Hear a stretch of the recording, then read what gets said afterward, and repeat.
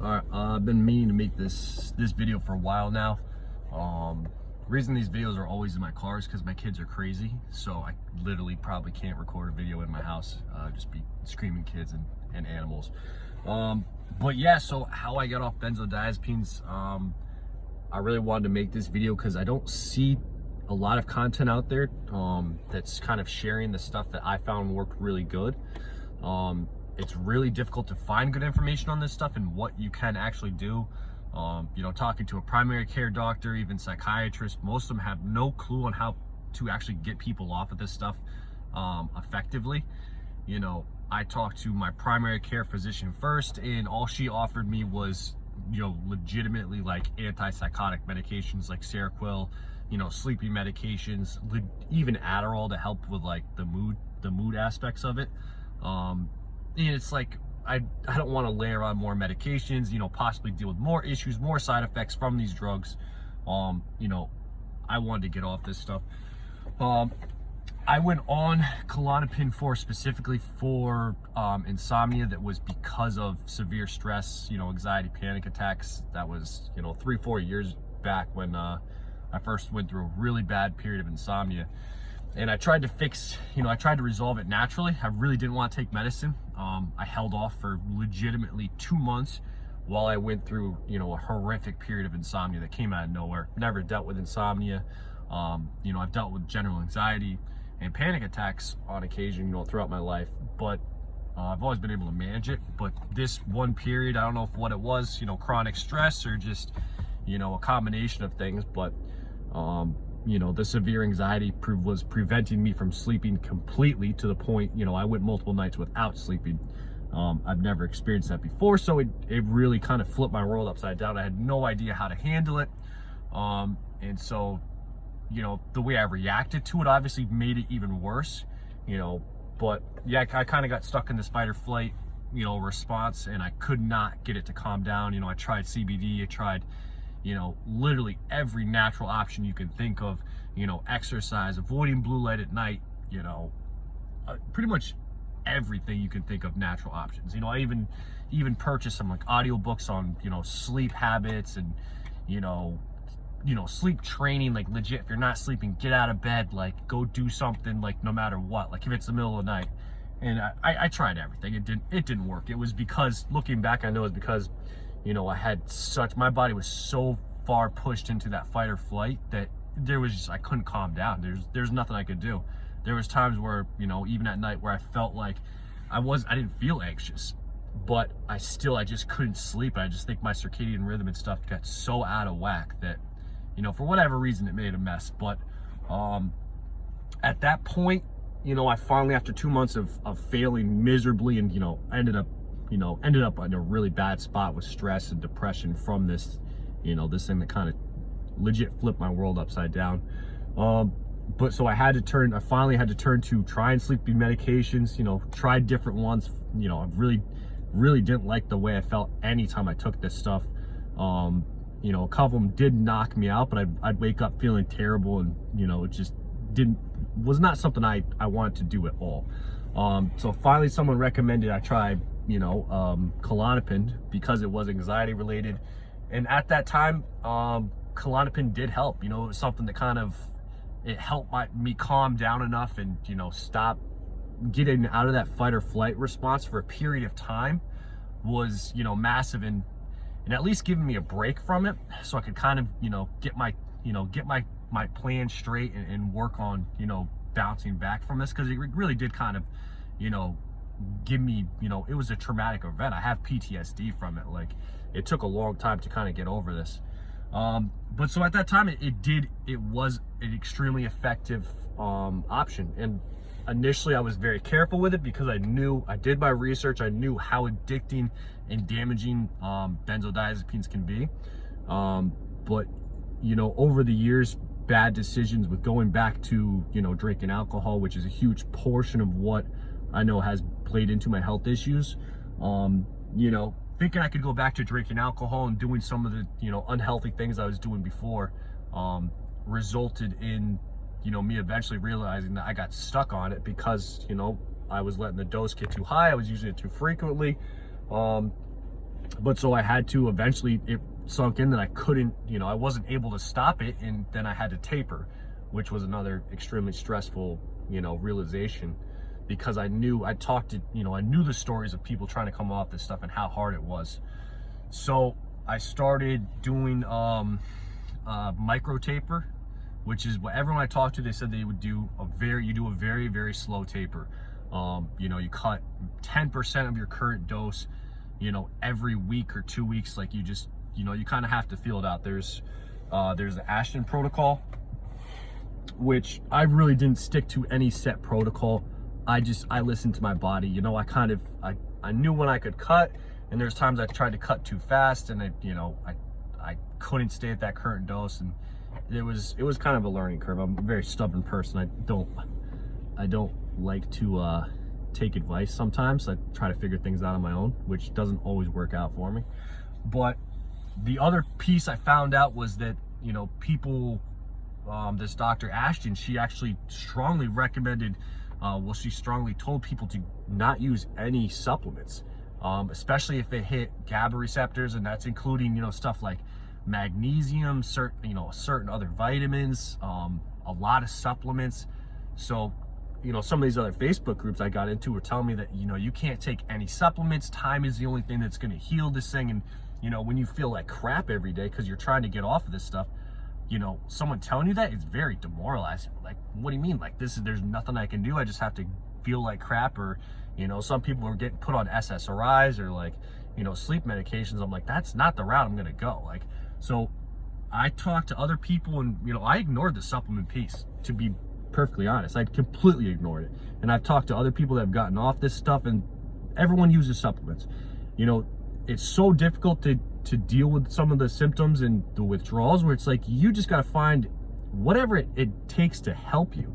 Obviously, you don't want to turn to alcohol. You don't want to turn to stuff that, you know, is clearly damaging. But some of these other supplements like Kava, like CBD, THC, like, there's a lot of stuff that can at least help with mitigating some of the symptoms, and, you know, assist getting some kind of relief as you taper down, which I mean, that's all you can ask for with this stuff, is at least getting some kind of relief to make it manageable. These people are trying to do it without supplements, without anything like that. It's just ridiculous. It's crazy. These doctors that are, you know, some of these experts telling people like that, they don't know what they're talking about. It doesn't work that way. I've had to taper off 3 times now because of my issues with alcohol. I've gotten off and then kind of went back to, you know, old habits, and it got me stuck again. And I'm now off for the 3rd time. So hopefully I'm not an idiot and I actually stay off and don't go back to that. But it's cost me a lot of money, because I did find some treatments that are extremely effective. I've talked to other people that have kind of confirmed this, but I don't hear anybody else talking about it. And I know there's a lot of people that really struggle with getting off of benzos. So the 2 major things that can be an absolute game changer for this, so NAD plus infusions. So NAD plus has been around for a long time, you know, since the 1960s. They've been using it for to rapidly detox people off alcohol, off of opiates, off of other drugs and medications. So NAD is a substrate that's found naturally in our body. It's crucial for energy production, you know, every single kind of, you know, like, you know, whether it's, you know, using carbohydrate, whether it's beta oxidation, you know, the Krebs cycle. NAD is crucial in every single portion of that. So I believe it's like a they discovered it from vitamin B3, but you can't take high doses of B3 and get nothing like the same benefits, because there's a negative feedback loop with that.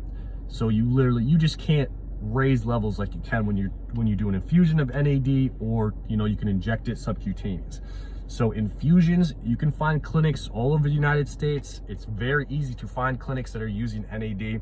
It's very safe. There's plenty of literature on this stuff. You haven't heard about it because, from my understanding, you can't really patent it. So there's not big money to be made off of it. I mean, there's clinics that are using it now for anti-aging. It's really become popular again. I think Ben Greenfield, Dave Asprey, a lot of these biohacking guys, they've talked about it. That's where I learned about it again from them.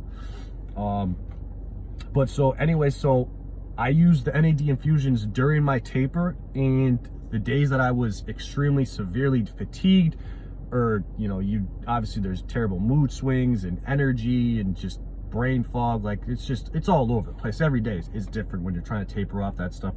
I found it's amazing for energy, just in general. Anybody who's lacking energy, severe fatigue, chronic fatigue, Lyme, like NAD can do amazing things. It's not addressing any underlying causes. You're not gonna permanently upregulate NAD in the body, but it gives you a massive boost. It helps you rapidly detox when you need it most. So it's something that I used acutely throughout my taper to really help manage some of the terrible symptoms, because I had to work. I couldn't take time off to do this, so I just had to kind of grind through. And luckily I found clinics that did it.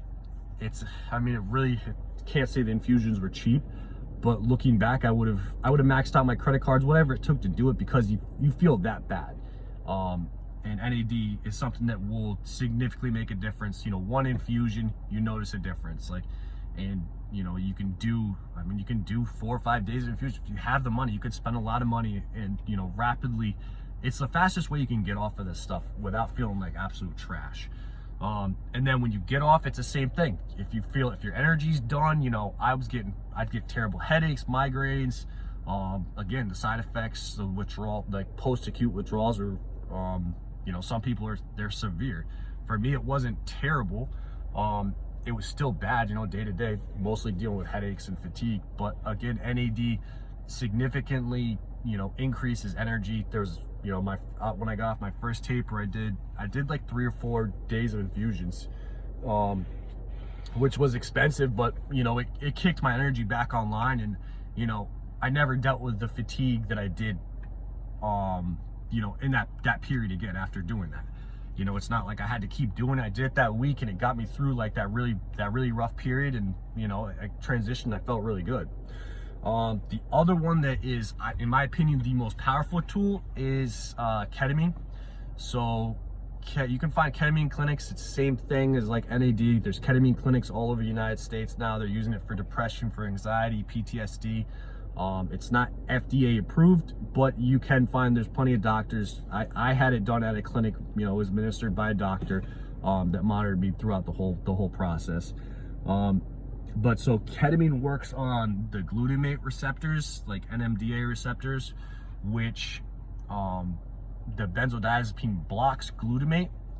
So once you come off the drug, your glutamate levels can go extremely high, and it's excitatory neurotransmitter. So it really causes a lot of issues. You look into the research on high glutamate levels in the body and the brain, it's not a good thing. And that plays into some of the terrible, horrible withdrawals you go from this nasty drug that's like Xanax and Klonopin. But so ketamine completely blocks glutamate, and they think that's kind of one of the main reasons it works so well for depression, for rapid relief from depression. I felt a massive relief from anxiety after just one infusion. I went through periods of really bad depression trying to get off of Klonopin the first time, so it significantly helped with the mood.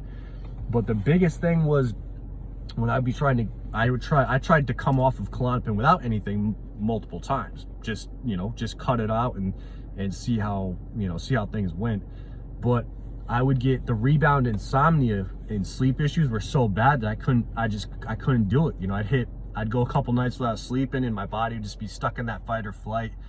And it kind of would trigger PTSD of when I went through insomnia first. So I just couldn't do it. I'd be wrecked, after 2 or 3 days, I'd just be completely wrecked. And like I said, I had to keep working. Pushing through it, I just don't know. I don't know if there'd be benefit. There's more benefit to me to just going very slowly than trying to shock your body off this stuff. Like I say, you can seizure and die if you're at a really high dose and you try to just go off it. You'll end up in the ER. It's actually very dangerous. So obviously consult your physician. I am not an expert. I am stupid. I am a doctor. I'm not a doctor. But yeah. So ketamine, I did ketamine infusions during my taper. I did taper down significantly. I wouldn't do the ketamine infusions until I got lower, because I knew it was something that was gonna help me actually make the leap off of it. So I was pretty low in my taper when I started to use it, but honestly, for people that are, I mean, if you're stuck at a plateau and you can't get to that, next cut, I see it as something that could significantly help you do that. It really seems to kind of counteract a lot of the stuff that the benzos are doing, and neuroplasticity, neurogenesis stuff with the brain. There's really good research on ketamine. But so the big thing that ketamine did that got me off is it completely shut down that fight or flight response. So every time I tried to get off, I'd get that fight or flight response and I couldn't sleep. So ketamine shut that down. I'd noticed that, I'd still have those like what if thoughts, like, oh, what if I don't sleep? What if things get worse? But it didn't elicit that fight or flight response. My body didn't like get that adrenaline cortisol kick that would keep me awake for, entire night. It just didn't happen. It shut it down. So eventually, I'd be like, oh, what if this happens? And there wouldn't be a response. My body wouldn't respond to that like fearful thought. So eventually I was able to start sleeping. And so after the second infusion, I made the leap off, and I was able to get off and stay off. Well, stay off for a period of time.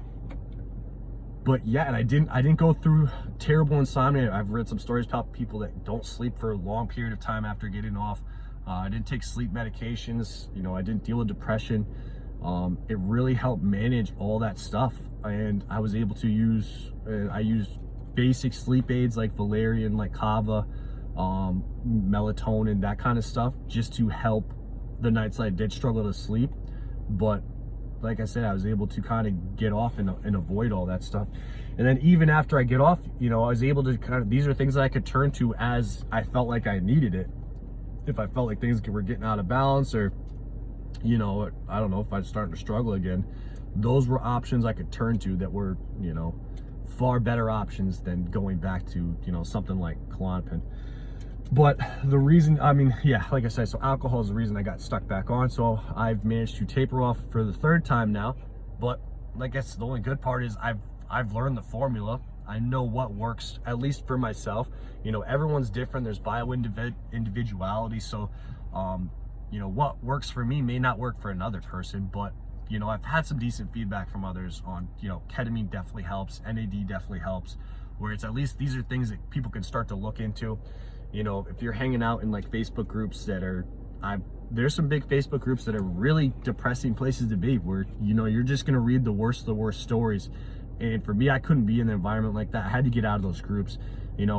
I went to kind of biohacking groups. I went to nootropics groups that people were like, that actually had a lot of people in those groups that actually beaten certain medications. So those are the kind of groups you want to be in. The people that are like, hey, not just commiserating about how bad they feel, but saying like, hey, what can we do? I tried this, like, what if I try that? Like, that's what I did, the entire process. I just researched, I kept thinking, of different options, different biohacks, anything to try to, even move the needle a little bit. And I kind of found the formula to eventually beat this ridiculous shit. And sadly, I had to kind of do it on my own. I didn't have doctor's help. I did consult with a couple high-end functional practitioners that did suggest the NAD and ketamine, but the few places that do it are extremely expensive. Like I said, if I had to max my credit cards to do it, I would have done it. Staying on this stuff was just not an option. Feeling like crap every day was not an option, because I'm lucky enough, most of my life I felt relatively good. So, being stuck on a medication, feeling like that it just wasn't an option. I was willing to do whatever it took. And I tried a lot of stuff, a lot of stuff. And some stuff didn't go so well and it backfired. And I was like, all right, cross that one off the list. Now what else am I going to try? But yeah, at least sharing this information, hopefully more people, give it a shot. And hopefully we start to get better feedback on what stuff actually makes a difference. Because right now, the doctors, even these detox clinics, I see detox clinics saying they can help people with benzos, rapidly detox them off in 10 days. And it's not possible. I don't know what you're talking about.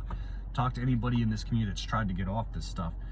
You can't do it in 10 days. It's not a rapid detox kind of thing. I've talked to people that have gotten off heroin and said that getting off heroin is easier than getting off benzodiazepines. And by no means am I 100% recovered and, there's no issues, but day to day I feel, 70-80% better than I was stuck on that crap. So, you know, just you keep fighting. There's good options out there to at least help mitigate, you know, how difficult this can be, other than having to turn to medications that, you know, you see some of these people that end up taking multiple medications. I'm sure 1 or 2 people watch this that are in that situation, and, you know, it's difficult because you're trying to juggle, you know, multiple side effects. But it is possible. There's good options out there. There's good treatments. So just keep searching, keep looking. I am part of a smaller group online. I think it's called like GABA Reset or something. But I'll post the link for it down in the notes. I don't run the group, but it's a smaller group that me and another friend who have managed to get off benzodiazepines. You know, we put a decent amount of posts in there. We kind of monitor it to at least keep it a positive environment. But yeah, so best of luck with this stuff. Like I say, you can go right if you're looking for clinics. The other thing is, you can get NAD subcutaneous from clinics. Like, so you're not just buying this stuff online. You can go to a telemedicine clinic that subscribes, you know, NAD plus injectables. They'll send it to you. You know, you'll use an insulin syringe. It's just like people have diabetes that inject insulin. Very small needle, and it's really easy to kind of just self-administer stuff. It's not as powerful as an infusion, but it's really helpful. It's still something I use. There's also clinics that can prescribe ketamine in oral form. I think there's nasal forms as well, but there's like ketamine troches and fast dissolving tablets. There's certain online clinics that prescribe that stuff. And that's just another option that's to me far better than turning to, you know, any of the other pharmaceuticals that I think just end up causing more issues than they resolve. But yeah, questions, comments, drop them in the notes, and hopefully you guys don't call me an idiot, but hopefully this information helps somebody. All right, later.